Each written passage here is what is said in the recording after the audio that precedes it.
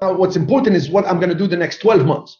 Because as I mentioned previously, if you've been with me on these calls for a while, I say 2023 will be the interesting year. 2022, I'm actually surprised they raised the interest so high and so fast, but it's still below inflation.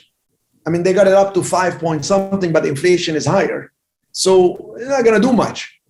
And eventually they're going to get it up to maybe you'll get loans at 6% or whatever, which is still very good. I mean, you can look at 2006 when the market was peaking, it's 6.5. It's not so bad. It's not the end of the world.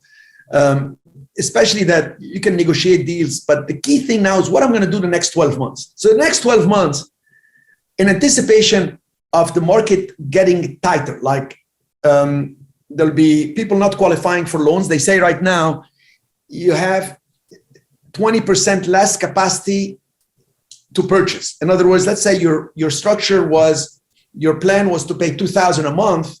Now you have to pay 20% more. You have to pay $2,400 a month for the same loan amount. Okay, so it's a 20% difference. So on every $1,000 you'll pay $1,200. So will that affect the sales? Yeah, it will affect probably some prices, ability to acquire properties, etc. So what I'm going to do next is I do two things. On the high end, there is something called the critical mass. In any market, you can go on realtor.com and look at the critical mass of prices. Where is that price range? Usually in the United States, between 230 to 400 is a critical mass of prices, like the Carolinas, some cities in Florida, the Midwest and Wisconsin. From, let's say, 230 to like 400, that's the critical mass. If you buy these, fix them quickly, you want to sell them, boom, there is a lot of inventory in there and a lot of offers and movement there. Higher than that, they sit a little bit. Lower than that, you get people not qualifying and it's just sitting on the market. It's problematic stuff. So I avoid the critical mass and I go way, way higher. For example, in San Francisco, the latest acquisition, 883 Carolina, 266 Pacheco, 2725 Broadway, 156 Liberty. Those four properties alone are worth up over 50 million. Those just four properties that I acquired. When they sell, will be over Broadway alone, and you can look it up. 2725 Broadway. We closed the deal at $9 million. This is a residential home, by the way. It's on Broadway Street. This is a block of 34 properties on both sides, wealthiest people in the US. And the property we're going to put about $6 million, and it's going to sell at maybe $23 million. Broker is telling me he can get $25 million, and he's very conservative, but I'm more conservative than he is. 23 gives me a lot of room to pay incentives, to pay the interest in the fund, to do it all. And at that level, you don't have somebody's going to say, oh, the interest went up 2%. The buyer is a referral from another billionaire across the street or the one next door. These people don't get affected by anything. They go from $1.2 billion to $1.1 billion.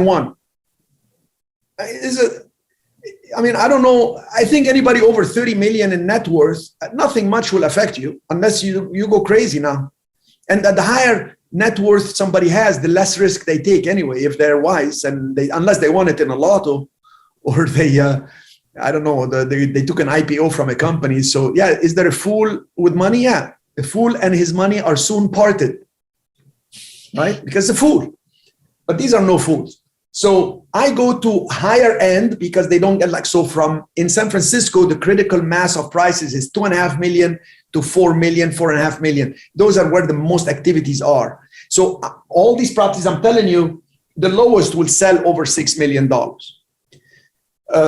And we have one more being rehabbed, 86th Avenue, right next to the Feinstein, who is like the governor, used to be the governor or something. I don't know who she is, a senator. I don't know. I don't get involved in politics, but they told me it was a very big, important location. And Lake Street, remember last month I told you Lake Street was coming on the market. Now it's on the market. We're supposed to close Friday. That one is 3.5 million. As soon as I got the offer, I said accept. Even the broker said, you don't want to count it? No, just close it. Interest went up, close it. It's 3.5 million. That guy's getting a loan. 3.5 million, he's broke. You understand? This is San Francisco prices. Okay. So let's talk about the other side of the coin. So I go higher because they're not going to need loans. These are cash buyers, but nothing affect them much. And then I go back to my old model for those who have known me for years. Remember 2009, 10, 11, we used to have the REOs. These are bank-owned properties around $100,000. Well, I'm now looking into that again. We're looking in Florida and Georgia because these, I can take them around 100. So we're going to go 200,000 and less. And I'm going to buy these in bulk, like 8 to 10 properties at a time, clean them up, and then we sell them easy terms, and then we carry the financing.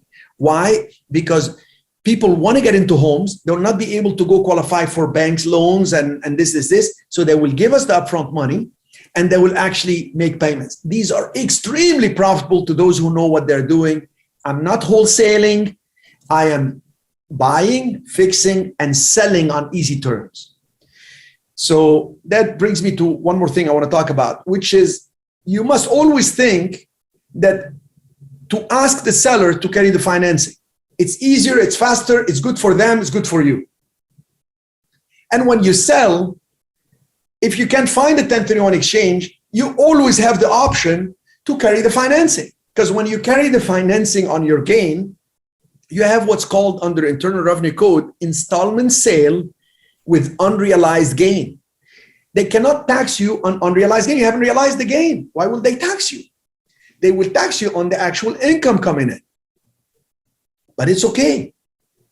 You see, you pay some taxes, but you actually keep a big chunk of money.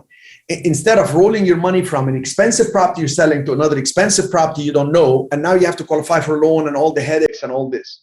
Might as well not sell them.